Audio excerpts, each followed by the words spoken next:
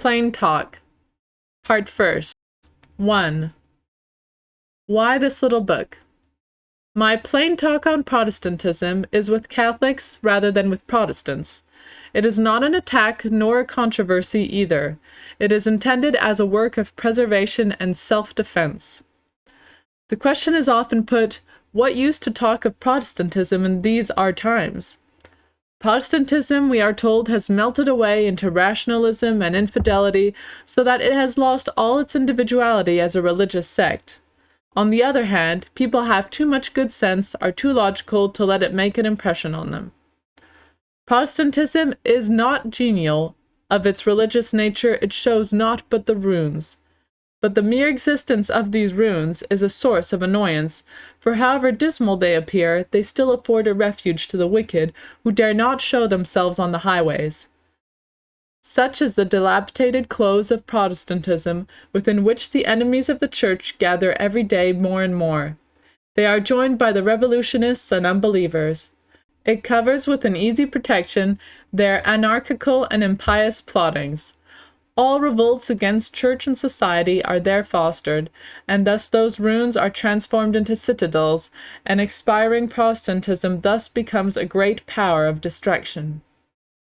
Revived and reanimated by impious spirits which nestle in its bosom, it casts off piece after piece the cumbrous weight of theological armor with which it was covered in the 16th century, and reveals in its nakedness its essential principle of rebelliousness.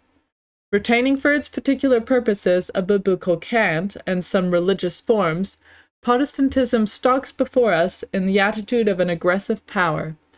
It aims at nothing less than the total destruction of the Church of Jesus Christ, and to attain this end it multiplies churches, chapels, and establishments of all kinds in the midst of Catholic populations. Its colporteurs or carriers glut our towns and country with tracts.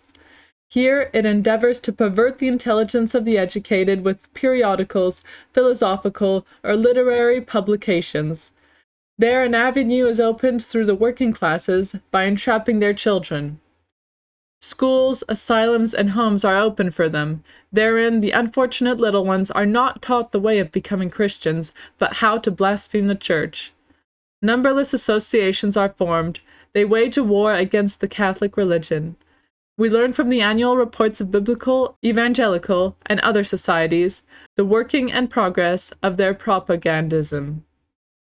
They parade before us with an air of triumph the millions contributed by their party spirit in all countries to feed their zeal and reward their success. Hence it cannot be an idle thing to occupy ourselves about Protestantism. Timid souls will object that there is no good in raising annoying disputes.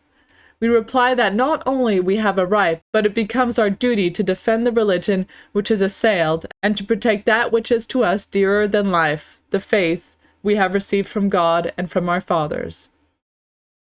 This small book will contribute its small efforts to this great work. I cannot but think that many souls will greatly profit by being shown in a series of conversations in very plain talk what Protestantism is, how false and hollow its system, how opprobrious its origin, its inefficiency as a religious worship, its affinity with rebellion and anarchy, and lastly, how it must without fail lead people to an abyss of self-destruction. These pages will not contain elaborate disquisitions or metaphysical researches. I address myself to Catholics. They know their religion, and hence I do not insist on those points of doctrine which are well known, and which I would explain more at length were I to address Protestants. The question of the Reformation led me through a vast number of works, edited by Lutherans, Calvinists, Methodists, etc. I have met with extraordinary avowals on the part of Protestant pastors and writers, and have quoted those among them who are the most honored by their co-religionists. This book may perhaps provoke recrimination on the part of the Protestants. I cannot therefore insist enough on the fact that I stand here only to defend the faith against attacks, the violence whereof surpasses all belief.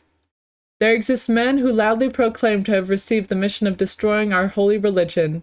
One of their acknowledged leaders, Agenal de Gasperin, uttered the following language in regard to the Catholic Church. It is not allowed before God to hate her only halfway.